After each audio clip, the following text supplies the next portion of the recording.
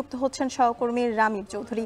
রামিম, নগরীর কোন কোন এলাকায় মশার উপদ্রব বেশি এবং এই মশক নিধন ও পরিচ্ছন্নতা কার্যক্রমের বিষয়ে নগর কর্তৃপক্ষ কি বলছে? জ্যোতিকা, আসলে খুলনাতে কিন্তু বেশিরভাগ জায়গাতে ডেঙ্গুতে আক্রান্তের সংখ্যা অনেকটাই বেড়েছে। বিশেষ করে নগরীর যে ওয়ার্ডগুলো রয়েছে প্রায় প্রত্যেকটা ওয়ার্ডেই একই রকম অবস্থা। এর মধ্যে নগরীর যে ২৭, ২৮ এবং ৩১ নম্বর ওয়ার্ড রয়েছে সেখানেই কিন্তু সবচেয়ে বেশি সমস্যা রয়েছে। আমরা এই মুহূর্তে রয়েছি ২৭ নম্বর ওয়ার্ডে এবং এই ওয়ার্ডের বেশিরভাগ ঘরে কিন্তু বলতে গেলে ডেঙ্গুতে আক্রান্তের সংখ্যা অনেকটাই বেড়েছে।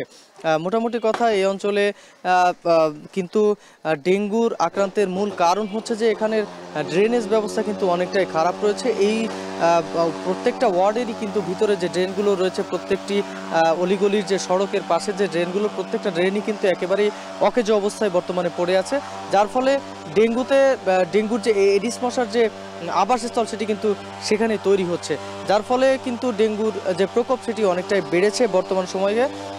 এর মধ্যেই কিন্তু সিটি কর্পোরেশন গত ২ থেকে ৩ দিন ধরেই ডেঙ্গু যে মশক নিধনের যে কার্যক্রম সেগুলো কিছুটা জোরে সোরে চালানোর চেষ্টা করছে। আজকে গতকাল থেকেই কিন্তু তারা ক্রাশ প্রোগ্রাম নামে একটি প্রোগ্রাম চালু করেছে। সেটি হচ্ছে যে নগরীতে যেসব এলাকায় ডেঙ্গুর প্রকোপ বেড়েছে প্রত্যেকটা ওয়ার্ডেই কিন্তু তারা যে পরিমাণ মশক নিধন স্প্রে করা হতো তার দ্বিগুণ পরিমাণ স্প্রে তারা সকালে এবং বিকেলে করছে। তো সিটি কর্পোরেশনের কর্মকর্তারা যেটি বলছেন যে মশক নিধনের জন্যই তারা মূলত এই ডেঙ্গুর প্রকোপ বাড়ার ফলেই তারা এই সিদ্ধান্তটি নিয়েছে এবং আপনি এই মুহূর্তে দেখতে পাচ্ছেন যে সেই ক্রাশ প্রোগ্রামে একটি অংশ কিন্তু এখন চলছে এখানে এবং এখানে ফগার মেশিনের মাধ্যমে কিন্তু এই ২৭ নম্বর ওয়ার্ডের বিভিন্ন জায়গাতে স্প্রে করা হচ্ছে এই মশক নিধন যে কীটনাশক, সেই কীটনাশকটি। তবে এখানকার সাধারণ মানুষ যেটি বলছেন যে এখানে কিন্তু প্রত্যেকটা জায়গাতেই ডেঙ্গুতে আক্রান্তের সংখ্যা অনেকটাই বেড়েছে।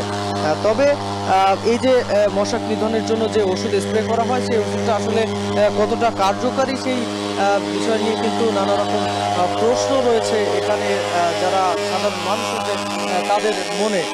মূলত কিন্তু সাধারণ মানুষ যেটি বলছেন যে নগরীতে এই মশক নিধনের যে কার্যক্রম সেটি কিন্তু অনেকটাই বাড়াতে হবে এবং সেটি যদি না বাড়ানো হয় তাহলে কিন্তু এই সমস্যা থেকে যাবে এবং ডেঙ্গুর প্রকোপ দিনে দিনে বাড়বে। তো এই ছিল আমার কাছে খুলনা থেকে ডেঙ্গু প্রকোপ বাড়ার সবশেষ খবর।